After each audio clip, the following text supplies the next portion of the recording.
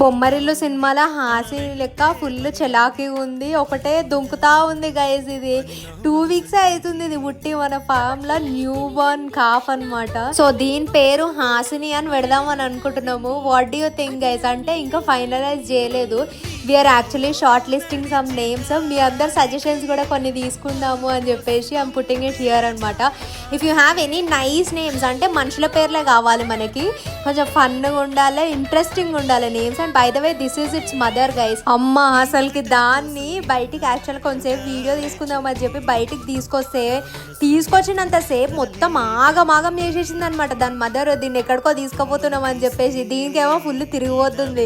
బయటకు తీసుకొస్తే అది లోపలికే పోతలేదు. మళ్ళీ దాన్ని ఎట్లనో అట్లా మళ్ళీ లోపల పెట్టేసినాం. కానీ it became really furious guys.